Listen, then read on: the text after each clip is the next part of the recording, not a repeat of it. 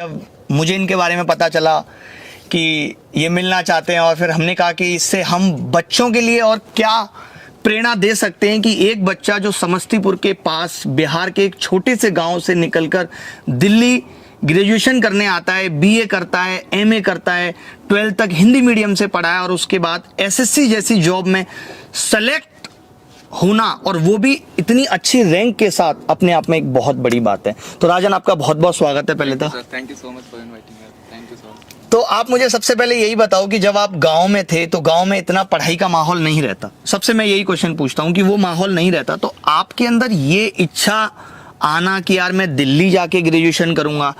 जैसे आपकी 10th कैसी हुई? 10th आपने किस बोर्ड से की? कितने मार्क्स थे? थोड़ा 10th और 12th तक की बात बताइए।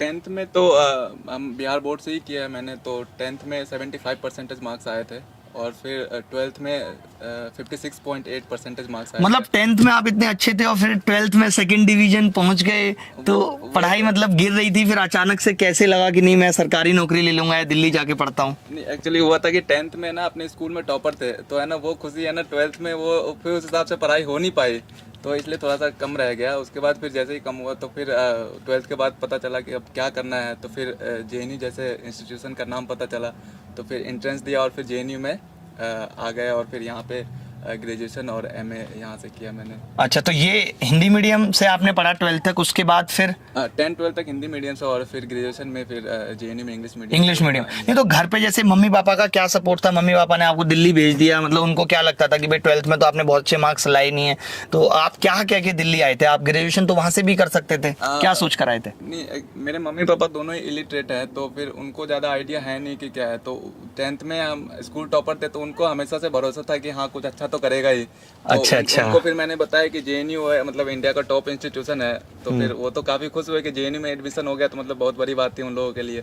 तो फिर जेएनयू आ गए। फिर जेएनयू आने के बाद फिर पता चला कि अब सरकारी नौकरी चाहिए तो फिर ऐसे। अच्छा, जेएनयू तक आने तक ऐसा कोई आपका प्लान नहीं था कि सरकारी नौकरी लेनी है? बेसिकली आप दिल्ली ग्रेजुएशन के लिए आए थे? जेएनयू मतलब बहुत बड़ा इंस्टीट्यूशन है तो हम सोचे आके यहाँ फिर देखते हैं। नहीं, वो मैं देखता रहता हूँ न्यूज में, बहुत बड़ा है। तो जेएनयू में आने के बाद फिर ऐसा लगा कि हमें मतलब असिस्टेंट प्रोफेसर बहुत अच्छी जॉब है तो हम तो उसके लिए एस्पायर कर रहे थे। फिर लेकिन उसमें लगा कि सर काफ़ी टाइम कंज्यूमिंग, मतलब उतना टाइम हम जिस बैकग्राउंड से आते हैं उतना टाइम अफोर्ड नहीं कर सकते।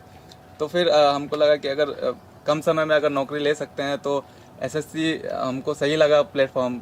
उसके बाद फिर आगे देखेंगे, अभी ये ख़त्म नहीं हुआ है। तो कब आप आए थे दिल्ली? किस ईयर में आए थे दिल्ली? 2015 में आए थे। 15 में। और 15 में एडमिशन लिया, यानी कि 15 से 18 तक तो आपका लगभग ग्रेजुएशन ही हुआ है। तो ये फर्स्ट अटेम्प्ट था आपका सीजीएल?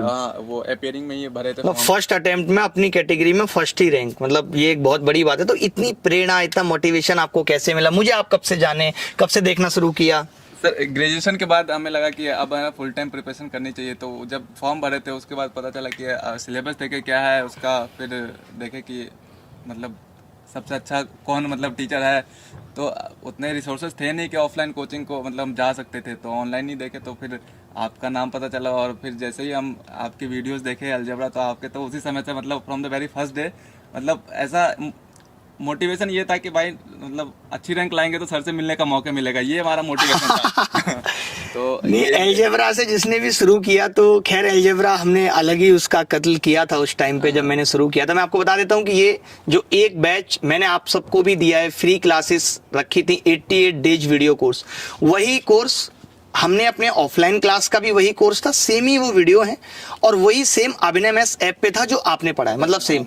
तो आप जब पढ़ते थे हंसी मजाक बड़ी रहती थी तो आपने एंजॉय करते हुए उन वीडियो को खत्म किया। हम तो वही सोच रहे थे कि मतलब अभी ऑनलाइन में इतना मजा आ रहा है, ऑफलाइन में कितना मजा आता है ना। तो मतलब हम तो लेकिन फिर ऑफलाइन आ नहीं पाए। मतलब नहीं, कई सारे बच्चों को ना जैसे ऐसे लगता है कि यार सर हंसी मजाक करते हैं तो मतलब इससे ये कहीं गलत तो नहीं है, हमारी पढ़ाई नहीं हो रही। मतलब मुझे ऐसा मैं खुद भी कहता हूँ। आप इस चीज पे क्या कहेंगे कि पढ़ाई को किस तरीके से करना चाहिए? कि बहुत सीरियस रह के जो मतलब पढ़ाने का स्टाइल है वो बेस्ट स्टाइल है, मतलब उसके मतलब कोई जोड़ ही नहीं है। मतलब आप जब पढ़ रहे होते हैं तो आपको हंसी मजाक भी चाहिए होता है, नहीं तो आप वो पूरा मोनोटोनस हो जाता है। वही मतलब आप जो बार बार है ना मजाक करते हैं, अच्छी अच्छी बातें बताते हैं और जीने के नए नए तरीके सिखाते हैं ना लोगों से, मतलब बात करने का तरीका, तो वो सब सर मतलब सिर्फ आप एक जस्ट एक टीचर नहीं हो सर, मतलब हम आप मतलब क्या ही बोले आप बस जीने का तरीका सिखा रहे हो आप। आपके मैंने मैसेजेस देखे और मैं बड़ा मतलब इमोशनल भी हुआ और मुझे बहुत अच्छा भी लगा। आपने इतने प्यारे प्यारे मैसेज भेजे थे, मैंने सारे मैसेजेस आपके स्टार्टिंग से देखे। मैं भी बताऊंगा अभी बच्चों को, एक बार मेरा आईपैड देना कि सबसे पहले कौन सा मैसेज हमें आपका मिला था जब आपका सिलेक्शन भी नहीं हुआ था। अभी ये रिजल्ट तो अभी आया है, मेरा जो टैब था एक बार दिखाना। तो मतलब जैसे आप खुद बता रहे हो कि 12th तक आप हिंदी मीडियम में पढ़े और उसके बाद आपने बीए किया, तो मुझे एक चीज़ ये और इसमें लग रही है कि यार आप मतलब इंग्लिश को आपने किस तरीके से तैयार किया होगा और कैसे अपने आप को कंफर्टेबल आप फील करते थे। अच्छा, ये लड़कों का ही स्कूल है जेएनयू, मतलब यूनिवर्सिटी है, या लड़कियां भी हैं इसमें? सर जेएनयू ऐसा इंस्टीट्यूट है जिसमें 60% लड़कियां हैं। 60%? 60% ओ लड़कियां हैं। अरे ये तो बहुत खुशी की बात है। भगवान पता नहीं हमें ऐसे स्कूलों से कॉलेजों से क्यों दूर रखा। तो मतलब एक बड़ा इन्फीरियरिटी टाइप की नहीं आती थी? जैसे मैंने भी हिंदी मीडियम से जब मैं कहीं पहली बार गया था इंग्लिश में, तो मेरे अंदर तो ऐसा आता था यार कि हम बोल नहीं पाते हैं सही तरीके से, कहीं सामने वाला हमें वो ना ले ले, कुछ बोलने से डरना। आप कैसे इस चीज़ को कर पाते थे कि भाई अब इंग्लिश मीडियम में आ गए अचानक से एक साथ? सर यही है ना जेएनयू की खासियत है। हम तो जब बिहार से जब हम जेएनयू आए थे तो उस समय तो हम हिंदी भी ठीक से नहीं बोल पाते थे, हिंदी भी मतलब बिहारी टोन में बोलते थे। हाँ, अभी तो आपने काफी सुधार, बट मुझे अच्छी लगती है टोन ये वाली ना, पढ़ाई करो बस पढ़ाई करो, गुणगान करो, मुझे अच्छा लगता है, बड़ा प्यारा लगता है। तो वो है ना, तो हम तो हिंदी भी जेएनयू आके सीखे हैं। मतलब जेएनयू के लोग बहुत इंक्लूसिव है, बहुत बहुत प्यारे हैं जेएनयू के लोग। मतलब आप जेएनयू के लोगों से मिलेंगे तो प्यार हो जाएगा जेएनयू के लोगों से, मतलब वहाँ के एनवायरनमेंट से। मतलब वो बहुत मोटिवेशनल है वो जो है ना। अच्छा। जेएनयू अपने आप में इंस्पिरेशनल है कि मतलब हर तरह के हर जगह से लोग आते हैं जेएनयू में, और कोई इन्फीरियोरिटी कुछ कहीं नहीं लगता। अच्छा, कुछ आपको ऐसा नहीं लगा? ऐसा कभी नहीं लगा सर, मतलब नॉट अच्छा। A single day. मतलब नहीं, जैसे मैं एक चीज क्या कह रहा था, जैसे मुझे जो लगता है कि भाई दिल्ली में जो भी लोग बीए या एमए करने आते हैं या जो करते हैं, तो वो यूपीएससी की तरफ ज्यादा अट्रैक्ट होते हैं। ये हमने नोटिस किया है कि भाई यूपीएससी की तैयारी, तो आप जैसे, क्योंकि एक तो दूसरी पहली वजह तो ये होती है कि भाई जो बीए कर रहा है उसकी गणित पे उतनी मजबूत पकड़ नहीं होती, तो एक बहाना होता है कि मैं एसएससी नहीं करता, छोटी जॉब है। वो बेसिकली बात होती है गणित पे पकड़। तो जब पहली बार आपने शुरू किया होगा तो आपको भी लगा होगा यार कि मैथ्स बहुत स्ट्रॉन्ग करना होगा, इंग्लिश की तैयारी मायने रखेगी, मैं हिंदी मीडियम से पढ़ा हूं। तो ये सब बातें कैसे सोच के आपने एसएससी को गोल बनाया और डिसाइड किया? सर जब 10th में थे तो मेरे मैथ्स में ना 95 मार्क्स आए थे। तो मुझे इतना था कि मैथ्स मतलब मुझे आता तो है, मतलब कोई भी कॉन्सेप्ट है हम समझ तो जाएंगे, वो है कि अभी प्रैक्टिस नहीं है इसलिए थोड़ा सा अभी वीक हो गया है। बस एक सही दिशा दिखाने वाले की जरूरत है, और भगवान मतलब उसी समय आपका द्वार दिखा दिए कि हाँ ये है, इनके अंदर जाओ। और अच्छा, फिर आपने मैथ्स में तो मैथ्स में कितने मार्क्स आए आपके? सर मैथ्स में टियर 1 में तो कम रह गए थे। नहीं, टियर 2 में 138 मार्क्स थे मैथ्स में। अच्छा, 138। वो ये तो इसमें तो रॉ और वैसा भी स्कोर होगा ना फिर? उस समय वो नॉर्मलाइज हुआ नहीं था, मतलब नॉर्मलाइज में एक भी मार्क्स नहीं बढ़े थे, 138 अच्छा, उतने ही रहे। अच्छा, ठीक है। इंग्लिश में 171 मार्क्स आए थे। 171। अच्छा, इंग्लिश की तैयारी आपने खुद से की, सेल्फ स्टडी? मैंने मतलब सारी तैयारी मैंने खुद से की, बस आपके वीडियोस अच्छा, वो देखते रहे। 88 डेज वाला? 88 डेज वाला। और वो 88 डेज तो मेंस के लिए पढ़े थे, बाकी तो आपके जो फ्री कोर्सेज जो मतलब ऑलरेडी जो है, जो अच्छा, YouTube पे व्हाइट बोर्ड पे जो आप पढ़ा रहे हैं, मतलब रात के 3-3 बजे लाइव आके, तो हम तो वो सब भी देखे हैं। अच्छा, शुरुआत से आपने मतलब तैयारी की? तब से हैं जब आप मतलब जब बहुत कम फॉलोअर हुआ करते थे, जब हम खुद अपनी जर्नी स्टार्ट कर रहे थे, जब 2 लाख 3 लाख फॉलोअर थे, तब से हम मतलब आपको हम देख रहे हैं। अच्छा। तो अभी तो आपकी, जैसे मैं देख पा रहा हूँ, अभी कितनी एज है आपकी? इतनी कम एज में आपने किया है? अभी 26 एज है हमारी। 26। अच्छा, मतलब आप उम्र आपकी ज्यादा लगती नहीं है। मुझे लगता है आपकी उम्र में वो दिन जोड़े नहीं जो आपने उसके बिना गुजारे हैं। तो अभी मम्मी पापा को कैसा लग रहा है? जैसे आपने बताया कि सिलेक्शन हो गया है, तो उनको किस तरीके की फीलिंग आ रही है? वो क्या कह रहे हैं अब आपको आगे के? अब आपके प्लान क्या है कि आप यूपीएससी की तैयारी करेंगे या? सर एक्चुअली मेरे मतलब अपने फैमिली में हम फर्स्ट जनरेशन थे जो हम स्कूल कॉलेज जा पाए, तो मतलब उन लोगों के लिए तो ये तो बहुत बड़ी बात है कि यार मतलब हम गवर्नमेंट जॉब ले लिए। अच्छा। और सिर्फ उनके लिए नहीं, हमारे आसपास जो सोसाइटी है उन सब के लिए अभी मेरा जो सक्सेस स्टोरी है वो इंस्पिरेशनल हो गया है। क्या ना, सबको दिखाइएगा अभी, ये पता लगेगा लोगों को कि मतलब हम सक्सेस हो सकते हैं, हमको मिल सकता है, तो उन लोगों को क्यों नहीं? मतलब वो लोग मेरे थ्रू इंस्पिरेशन देख रहे हैं, मतलब मोटिवेशन देख पा रहे हैं मेरे सक्सेस स्टोरी। नहीं, आपकी मुझे एक चीज बहुत सही लगी कि यार आपने 10th में आप बता रहे हैं स्कूल टॉप किया, उसके बाद 12th में चलिए मार्क्स कम आ गए, उसके बाद फिर आप कह रहे हैं कि मैं हिंदी मीडियम से था और फिर जेएनयू में आ गया, वहां भी मुझे कहीं ऐसा नहीं लगा कि मेरा कॉन्फिडेंस डाउन है और मैंने सबसे पहले सोचा कि यार मैं एक सरकारी नौकरी लेता हूँ। उसके बाद अब सरकारी नौकरी मिल गई, अब बहुत सारे रास्ते हैं ना, अब अपने आप के दम पे है ना हम यूपीएससी कर सकते हैं। अब ऐसा नहीं है, अब ना फाइनेंशियल कांस्टेंट अब उस हिसाब का रहेगा नहीं है ना। वही मैं भी बच्चों को यही कहता हूँ राजन कि आपको देखिए अब वो जमाना नहीं है कि आपने एक बहुत बड़ा गोल डिसाइड कर लिया लाइफ में कि मुझे यूपीएससी करना ही है, मैं बस एक आप छोटे छोटे गोल बना के चलो कि भाई आपने एसएससी में एक जॉब ले लिया, आपकी तो खैर बहुत अच्छी जॉब है, आप इसमें भी 5400 ग्रेड पे चले जाओगे तो बहुत अच्छी जॉब है। अच्छा, और जैसे आपकी पढ़ाई का क्या रहता था, जैसे आपने बीए किया, एमए किया, यानी कि मैं ये कह सकता हूँ कि आप अपनी एकेडमिक जो भी पढ़ाई होती है उनके साथ साथ आपने तैयारी की है, तो कैसे आप इस वक्त को मैनेज कर पाते थे? सोशल मीडिया भी इतना ज़्यादा हावी है और जेएनयू तो खैर अलग से ही मीडिया का पार्ट रहा है, तो आप किस तरीके से इन सब चीज़ों को मैनेज करते थे? एक्चुअली सर बात यह है कि बीए तक तो हम तो अपना पर्सन ही मतलब फुल टाइम किए वो पूरे शिद्दत के साथ, तो है ना। उसके बाद फिर इसमें आया तो इसमें पूरे शिद्दत के साथ प्रिपरेशन किया, और फिर मतलब जब बीए में अच्छे से पढ़ लिए तो एमए में उतनी मेहनत करने की जरूरत नहीं पड़ी, वो है ना चल गया ना, खिंच गया कैसे कैसे। अच्छा अच्छा। और अभी बाकी सोशल मीडिया क्या है सर, आप हमको अपना वो पता था टारगेट कि हमको भाई नौकरी लेनी है, तो हमें सोशल मीडिया से कुछ होना जाना है नहीं, मतलब अच्छा। हम मतलब अकाउंट मेरे सब पे हैं लेकिन खोल के नहीं देख पाते थे हम। अच्छा, ना, अच्छा। क्योंकि मतलब आपने बहुत टाइम नहीं दिया कि भाई दोस्तों के साथ घूमने निकल गए, टाइम क्यों वैल्यू किया है। हाँ, बिल्कुल, और जो भी देखिए कोई भी चाहे कि छोटी सफलता पाता है, बड़ी सफलता पाता है, हर एक इंसान जो लाइफ में सफल हुआ है, सफलता के मायने ही वही है कि भाई हम जो सोचते थे, हम जैसा सोचते थे वैसा हो जाए। कोई ये नहीं कह सकता कि सफलता का मायने ये जॉब है, हर इंसान के लिए अलग अलग हो सकती है सफलता, लेकिन जिसको भी मिलती है तो ये श्योर है कि उसने अपने टाइम को वैल्यू किया है। सबसे पहला मैसेज मुझे आपका 3 अगस्त 2020 को मिला कि राजन कुमार और मेरे इतने इतने मार्क्स आए हैं सीजीएल टीयर 1 में, टोटल मार्क्स आपने बताए, और लॉकडाउन फाइनेंशियल सिचुएशन की वजह से आप हमारे साथ भी काम करना चाहते थे, आपने ये भी मैसेज किया, अपनी आंसर की भेजी। फिर 5 अक्टूबर को मुझे आपका मैसेज मिला है कि आप डीवी में जा रहे हैं, उसके बाद मैंने आपको थैंक्स लिखा है श्योर। और फिर आपने बर्थडे पे मुझे मैसेज किया है, बड़ा प्यारा मैसेज किया आपने कि belated happy birthday sir, you are gem of my life, what I am today just because of you, allow me to express my gratitude someday. Thanks हमने किया। फिर आप क्या, उसके बाद तो जॉब ही आ गई। तो मतलब मुझे बड़ा अच्छा लगा। मैं वैसे भी इंटरव्यू उन्हीं लोगों का मैं कर रहा हूँ जो हमसे जुड़े रहे हैं, जो हमारे किसी न किसी बैच में पढ़े हैं। तो जैसे एक और चीज़, जब जैसे आप ऑनलाइन पढ़ते थे, आज मैं देखता हूँ कि ऑनलाइन में, मैं आज भी ऑनलाइन पढ़ा रहा हूँ, तो मैं एक चीज़ नोट करता हूँ कि बच्चा ऑनलाइन में उतना सीरियस नहीं रहता। जैसे कि आंसर बताने की बात हो, चाहे यूट्यूब पे हम पढ़ा रहे हैं या मैं अपनी प्लस क्लासेस में पढ़ा रहा हूँ, तो मैं देख पाता हूँ कि बच्चा उतना सीरियस ऑनलाइन में रहता नहीं है, या तो वो बन नहीं पाता, वो उसको बहुत कैजुअल लेता है, फॉर ग्रांटेड लेता है, उसको लगता है ठीक है वीडियो है ना, बाद में भी कर लूँगा, बाद में भी कर लूँगा। तो ये चीज़ आप कैसे मैनेज करते थे कि भाई आप ऐप पे क्लासेज ले रहे थे कि आप रोज के रोज वीडियो खत्म करते हुए चलते थे, या लाइव आप पढ़ते थे उसी वक्त, किस तरीके से आप करते थे? सर लाइव भी देखते थे, कई बार अगर रात में आप लाइव आते थे तो उस दिन नहीं देख पाते तो नेक्स्ट डे देख लेते थे, मतलब तो पेंडिंग नहीं होता था काम। मतलब वो कंसिस्टेंसी बना रहना चाहिए, तभी तो अभी भी स्ट्रगल में ही है, और हम आज इधर आपके साथ बैठने का मौका मिल रहा है। हाँ। तो वही सर, यूट्यूब में क्या है कि बहुत सारे एजुकेटर है, तो दिक्कत है कि सबको सही वो मिल नहीं पाता है ना, मतलब इतने सारे एक परसेंटेज डालो तो बहुत सारे वीडियोज निकल आते हैं, तो लोग वो डाइवर्ट हो जाते हैं। तो वही है कि सही जगह पे एक बार मिल जाए तो YouTube पे भी आजकल बहुत डाइवर्जन है, और आप ये पता ही नहीं लगा पाएंगे कि सामने वाला टीचर आपको पूरा पढ़ा रहा है नहीं पढ़ा रहा है, क्योंकि मेनली तो प्रमोशनल वीडियोज ही हैं। तो मैं तो इसलिए बार बार हर 2-3 महीने में इसको लॉन्च करके बताता रहता हूँ कि नहीं, हम पूरा पढ़ा रहे हैं, एक ऑर्गेनाइज वे में पढ़ा रहे हैं। क्योंकि मेरी लाइफ का खुद ही गोल, वैसे तो मैं आपका इंटरव्यू कर रहा हूँ बट मेरा भी हो जा रहा है साथ में,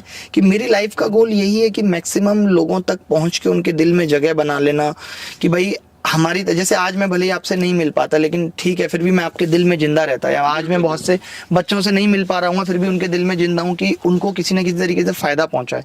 क्योंकि हम अगर यूट्यूब पे नहीं आते तो आप शायद, आपने खुद ही कहा कि आप ऑफलाइन क्लासेस नहीं अफोर्ड कर सकते थे। कई बार इंसान पैसे की वजह से नहीं कर पाता, कई बार इंसान जो है टाइम नहीं दे पाता। आप बीए कर रहे हो तो आप अपने टाइम को यूटिलाइज नहीं कर पाते। हम खुद कह रहे हैं कि हमने अपना ग्रेजुएशन का टाइम यूटिलाइज नहीं किया, बट आज के दौर में वैसा नहीं है। अगर कोई बच्चा ग्रेजुएशन कर रहा है तो वो अपने टाइम, क्योंकि ग्रेजुएशन में आपका सबसे ज़्यादा वक्त होता है, आप 2-4 घंटे तो डेली अपनी स्टडी को दे ही सकते हो। तो अभी आप घर गए जब जॉब लग गई अभी, या नहीं गए अभी घर? अभी गए नहीं साहब, अभी जाने वाले 2-3 दिन में जाने वाले। तो वहाँ तो बड़ा अच्छा स्वागत होने वाला होगा, देखेंगे अभी। हाँ, तो अब तो शादी के भी रिश्ते वगैरह आ रहे होंगे। अभी शादी का कोई अच्छा, अभी सर देखते हैं, अभी यूपीएससी में थोड़ा हाथ आजमाएंगे तो। अच्छा, यूपीएससी में। तो मतलब ऐसा क्या लग रहा है आपको कि भाई अभी एसएससी ले लिया, अब यूपीएससी, लाइफ का गोल क्या है बेसिकली? सर लाइफ का ऐसा गोल है कि मतलब एक रिस्पेक्टेड जगह पे जाओ, रिस्पेक्टेड जहाँ भी जाओ है ना, लोग तुम्हारी इज्जत करे, यही है सर गोल। ऐसा है ना, बहुत बड़ा गोल नहीं है ना, कि कोई भी एक रिस्पेक्टेड है ना मतलब जगह पे पहुंच जाओ। वही सबका गोल ही है। हम सब लोग जिस चीज की लड़ाई लड़ रहे हैं वो यही है कि हमें समाज में एक हमारा नाम स्थापित हो, कि इज्जत मिले, क्योंकि हम जिस जगह से आते हैं मतलब हम लोग बहुत ही अंडररेटेड हैं, तो है ना वहाँ पे भी तो अपना दिखाना होगा कि हाँ मतलब हम अब गवर्नमेंट जॉब ले लिए, हम देखो हम अपने आप को अपना वर्थ प्रूव किए हैं हम, है ना, तो यही है सर। तो अभी तो आपके गांव में भी बड़ी खुशी होगी, लोग भी अब ज्यादा फोन आ रहे होंगे। ऐसा हुआ कि जैसे पहले कुछ रिश्तेदार वो भी फोन नहीं करते होंगे, अब ऐसे रिश्तेदारों के भी फोन आ रहे होंगे। ऐसा होता है बिहार साइड, यानी यूपी में तो बहुत होता है कि ऐसे रिश्तेदार भी आपको फोन करेंगे जिन्होंने कभी बात नहीं की आपसे। बिल्कुल, ये तो हर जगह का, ये तो यूनिवर्सल है। यूनिवर्सल तो अभी आ रहे हैं उन लोगों के फोन भी सबको कि हाँ बधाई के आ रहे यार, अब तो बड़े आदमी भूल तो नहीं जाओगे। अच्छा, मॉक टेस्ट के बारे में आपका क्या कहना है कि मॉक टेस्ट आप देते थे या नहीं देते थे? सर मॉक टेस्ट तो मतलब बिना मॉक टेस्ट के क्लियर करना बहुत मुश्किल है। तो हम एसएससी ट्यूब का है ना मॉक टेस्ट हमेशा देते थे टीयर 1 के लिए, और आपके भी मॉक टेस्ट अभी जो अनअकैडमी में 25 क्वेश्चन के जो आने लगे थे तो वो सब भी देते थे। तो मॉक टेस्ट तो बहुत ज्यादा जरूरी है, मतलब प्रैक्टिस तो मेन है ही। प्रैक्टिस है सर, मतलब बेसिकली आप पढ़ाते हो, आप सारे कॉन्सेप्ट क्लियर कर देते हो, लेकिन प्रैक्टिस तो हमको खुद ही करना पड़ेगा, वही है। और बाकी इसमें सर एक्चुअली क्या है ना, सबसे जैसे हम जैसे लोग जो हिंदी बैकग्राउंड से आते हैं, तो हम लोगों के लिए ना वो इंग्लिश का वोकेबलरी बहुत ज्यादा मतलब मायने रखता है, तो उसको बस खाली है ना लोग टैकल कर ले तो मतलब इंग्लिश भी हो जाता है वोकेबलरी। लेकिन वो बड़ा मुश्किल सा भी तो होता ही है ना कि वोकेबलरी। सर हमने तो मान लिया था कि अट्टा मारो, दूसरा और कोई उपाय नहीं है, मतलब है ना हम और क्या कर सकते हैं, दूसरा और कोई काम नहीं है, और इससे जो भी दूसरा काम करेंगे। काफी लोग कहते हैं द हिंदू न्यूज़पेपर पढ़ो। नहीं न्यूज़पेपर वगैरह नहीं, वोकैब रट्टा मारो। हम एक्चुअली सर वाईफाई स्टडी का है ना एक वोकैब का एक कोर्स आता था, मतलब कोर्स नहीं, सुबह सुबह है ना लाइव करके है ना 10 वोकैब बताते ट्रिक वगैरह के, ट्रिक वगैरह लगा के, तो हम देखते थे, मतलब हर दिन है ना देख लेते थे, उसी को 10 तो कम से कम याद हो जाए, 10 तो कम से कम याद हो जाए एक दिन में, तो वो देखते हमको काफी हेल्पफुल हुआ, मतलब वोकैब मेन खेला है इंग्लिश में।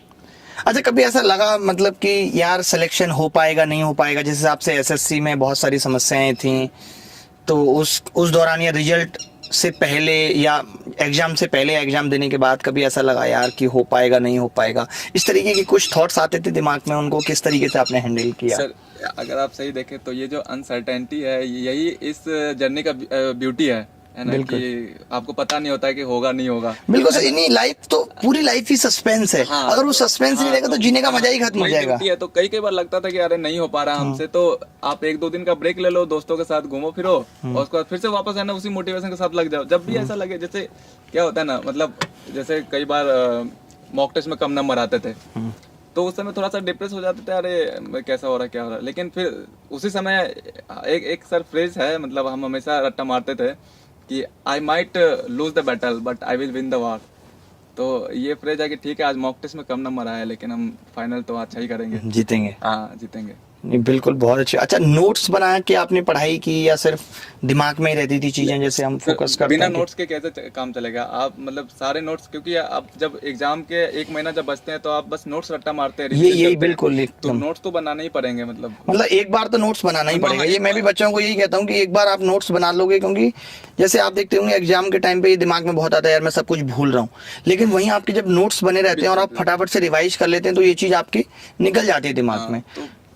बिना नोट्स के तो मतलब नोट्स तो बनानी ही चाहिए, एक बार तो बनानी ही चाहिए। और सर सही बताओ तो प्रिपरेशन एक बार ही होता है, एक बार प्रिपरेशन कर लो, उसके बाद तो बस आपको खाली रिवाइज करना है, बाकी तो आप हो जाएगा। हाँ, एक बार मन से कर लो, एक बार मन से करो वो। और फिर आप एक बार अगर मन से नहीं करोगे तो फिर बार बार तो वो होनी नहीं है, फिर तो वो फिर नाम के लिए है कि लगातार इंसान प्रिपरेशन कर रहा है, थोड़ा सा एफर्ट अभी डाल दिया, फिर थोड़ा सा एफर्ट डाल दिया, उससे बात बनने वाली है नहीं। एक बार ना फुल एफर्ट के साथ मतलब अपने आप को पूरा 100% झोंकने की कोशिश करो, उसके बाद देखते हैं, मतलब आपने एफर्ट अपना दे दिया, फिर अफसोस भी नहीं रहता है। अफसोस भी नहीं रहता है क्या ना यार ये नहीं किया वो नहीं किया, वो हम हमेशा बोलते थे कल रिग्रेट करने का ना मौका नहीं छोड़ते हैं। बिल्कुल, जो है एक बार करते हैं। मतलब मजा आ गया यार आपसे बात करके ना, कि आप वहां से निकल के और यहाँ पे आए। दिमाग तो खैर आपका तेज है ही, इसमें तो कोई दो राय नहीं है, सर, और आप ये सब आगे भी आपकी वजह से है, अगर और सही आप पूछे तो। आगे भी बहुत ऊंचाइयां छुए, मैं तो यही कहूंगा।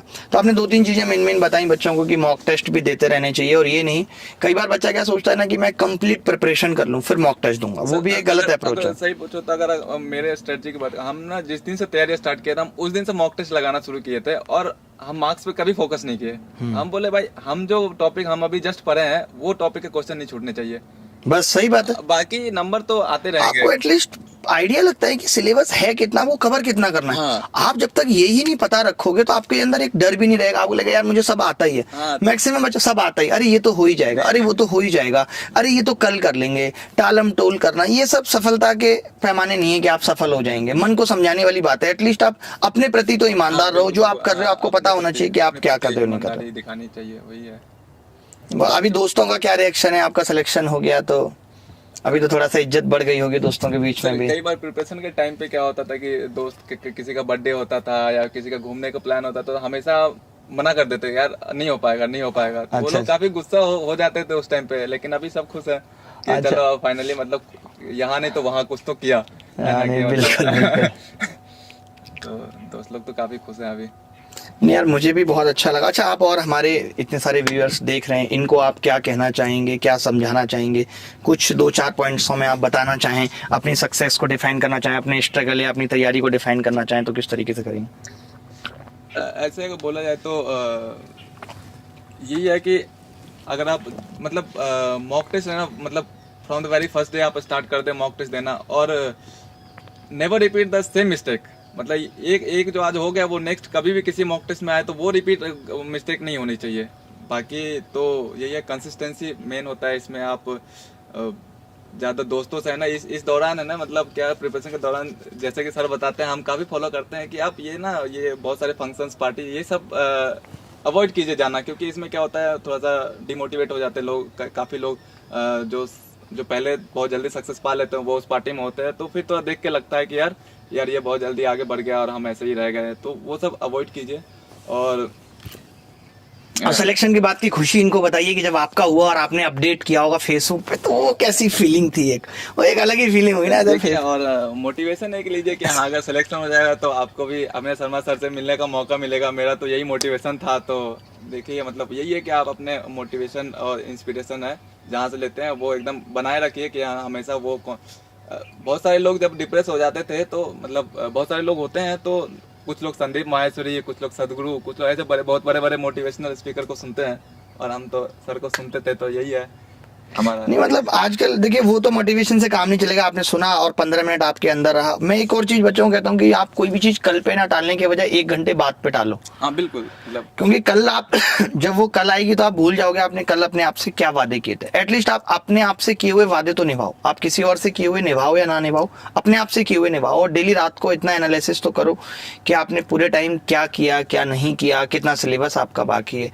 यही देखिए, जब भी हम कोई काम करते हैं, हम कोई बिजनेस भी स्टार्ट करते हैं, तो हम देखते हैं कि कितना इसमें इन्वेस्टमेंट होगा, कितनी प्रॉफिट आएगी, किस तरीके से बिजनेस चलेगा। तो जैसे ये पढ़ाई भी एक तरीके से बिजनेस है कि हम इसमें कितना अपना टाइम इन्वेस्ट कर रहे हैं, उसके बाद क्या रिजल्ट्स निकलेंगे, नहीं निकलेंगे, रिजल्ट होगा कैसे। जैसे आपका हो गया तो आपकी बातों से हमने क्या सीखा। हम हर किसी से कुछ ना कुछ सीखते हैं। तो लाइफ एक ऐसी चीज है कि एक लर्निंग प्रोसेस है, आपको हमेशा सीखते रहना ही होगा। लेकिन हम ये अपने मन में ईगो पाल लेनी, हमें किससे मतलब नहीं है, मैं अपने रूल खुद बनाऊंगा, कुछ ऐसी बातें भी बच्चों के दिमाग में आ जाती हैं। अभी ये इंटरव्यू मैंने इसलिए भी बहुत ज्यादा करने की सोची क्योंकि अभी बच्चे ऐसा सोच भी रहे हैं कि यार एसएससी में सिलेक्शन होगा या नहीं होगा। तो जो बच्चे मुझसे पढ़े हैं, मैं ये दिखाना चाह रहा हूँ कि देखिए सिलेक्शन तो हो रहा है, भले ही कम हो रहे हैं वो एक अलग बात है, बट जो लोग ज्यादा मेहनत कर रहे हैं, एक्स्ट्रा मेहनत कर रहे हैं, उनको तो रिजल्ट मिल ही रहा है। तो आप भी हिम्मत मत हारिए, पढ़ाई करते रहिए रेगुलर, और एक दिन जल्दी आप भी इस कुर्सी पे बैठेंगे, हमारी आपकी बात होगी, मुलाकात होगी, और अच्छा लगेगा हमें भी, आपको भी। जब आप लोग सेलेक्ट होते हैं और इस तरीके से, जब मैंने आपका फेसबुक पोस्ट देखा, आपने मुझे इतना प्यार भेजा, इतना क्रेडिट दिया, तो हमारा दिल भी बहुत भरा आता है कि यार हम जो कर रहे हैं इसका मतलब हम सही दिशा में कर रहे हैं, समाज के लिए वो हितकर है, समाज को उससे फायदा हो रहा है। आज शायद आपके पापा मम्मी भी मुझे जानते होंगे कि चलो वो लोग भी आपके फैन है। अरे नहीं, उनको मेरा नमस्ते कहिएगा, और बाकी में उन्होंने बहुत अच्छे बच्चे को जन्म दिया। आप आगे भी लाइफ में बहुत अच्छा करेंगे। तो चलिए दोस्तों, फिर मुलाकात होगी आगे और भी बहुत अच्छे लोगों से। भी काफी सारे लोग पेंडिंग है 88 डेज वीडियो में, जो एक आपने भी सुना होगा चीकू फ्रूट ऑफ द ईयर, उसका इंटरव्यू, और एक रोहतक ब्रांच वाले हमारे 19th रैंक अमित जी का इंटरव्यू, प्रशांत राठी जी का interview rank 39, rank 80 Mohit ji का भी, बहुत सारे इंटरव्यू आने वाले हैं, तो एंजॉय करेंगे। और बेसिकली ये इंटरव्यू नहीं है, मैं बस आपको ये बताना चाहता हूँ कि इनकी लाइफ बिफोर सिलेक्शन क्या थी, अभी कैसी है, कैसा लग रहा है, ताकि आप भी पढ़ाई करने के लिए मोटिवेट हो, ये ना सोचें कि अब सरकारी नौकरी नहीं मिलेगी। ठीक है, धन्यवाद, thank you very much, thank you Rajan. Thank you.